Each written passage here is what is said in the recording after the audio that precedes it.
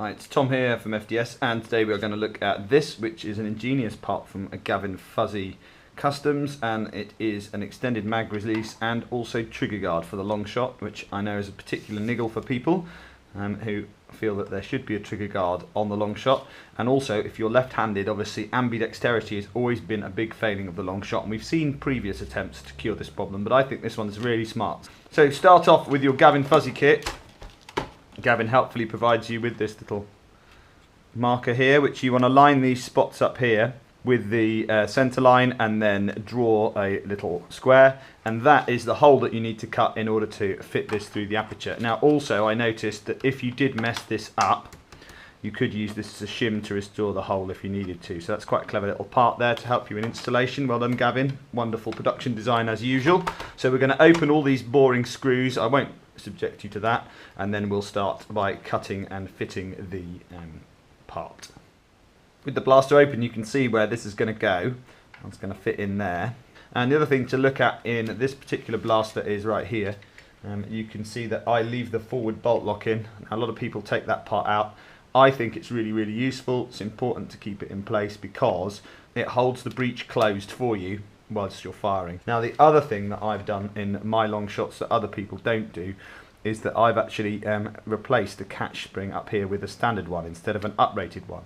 This is the Orange Modworks Stage 1 catch, and people say that that catch spring is one of the things you should always uprate in a long shot. I don't think it is in this instance if you're staying below 10 kilos, because the way that the plunger head moves and it wants to lift the catch spring easily, and the catch itself actually is quite a good design. Remember, there's no ramp on the Longshot catch, and the ramp is actually on the plunger end, so you don't really need a massive catch strength, and I found that was making the end of the prime really uncomfortable and not very, I didn't feel very nice at all compared to if I'd changed the spring back. So there's a couple of little details that I put into my long shots. You can see there's some white lithium grease in here, and we're going to have to take the plunger tube out in a minute anyway. So I'm going to remove some of the internals, and then I'm going to come back to fitting this.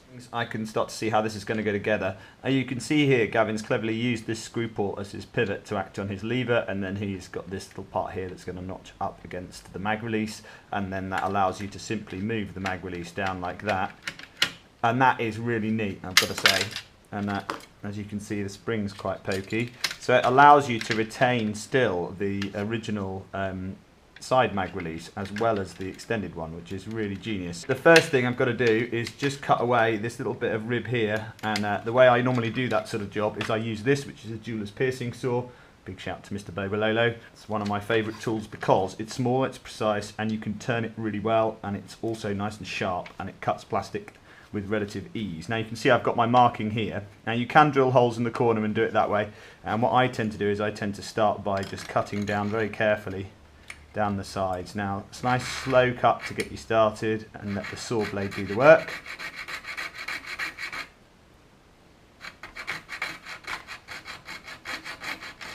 Of course, if you're some kind of power tool moron, you can use a Dremel for this job if you really like making a mess. I don't. So I start with these two vertical cuts, and then what I'm going to do is I'm going to make a slice cut down to each corner, and that just leaves a little piece to cut out here with some clippers, and then a finish with a hand file. So they can see the initial cut, and you can see I've made my slope cut, and I've got my two cuts there, and then I tend to finish off these with clippers, and these are a flat bladed clipper, they're not a Dykes type, and don't use blunt ones, get a good sharp pair. And again, I can just remove that little tag inside.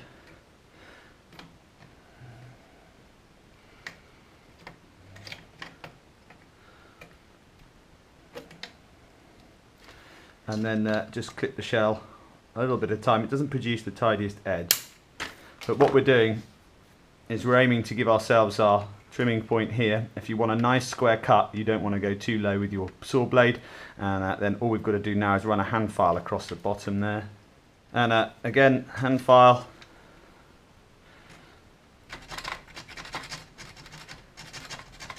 Just to get the final shape finishing in, and I'll run my filing down to here, and that one's for Alice Coat Duck, and if you haven't seen her channel, you should go check out some of her bits and pieces. She also makes all sorts of 3D printed odds and ends, and does odd videos here and there. So that's for you, Alice. Nice big hand file, I know you like those. And I'm just going to finish off filing this out, and then I can test fit the part. Okay, so here you can see the quick release fitted into its final position. You'll note that the standard lock is unchanged, and you can still have the one on the offside. and it fits around that screw port, and then it's sitting right in here, resting on this piece here. So just make sure when you finish filing that you use a finer file just to get it nice and smooth, and then it's just going to sit in there, and you can see that the tag at the back pushes up against the back of the mag release, and then the front face just slides along. So what I tend to do is a tiny bit of lithium grease there. You don't want that slathered in lithium grease, because I think it's better to have a slightly stiffer mag release, especially if you have an extended lever. So there you go, that's how that's going to fit. I'm going to cut the other half of the shell, and the other half of the shell is just the same as this one. Obviously it's just a mirror image, so I'm going to do that, and then we're going to go on to the cyclone bolt cut.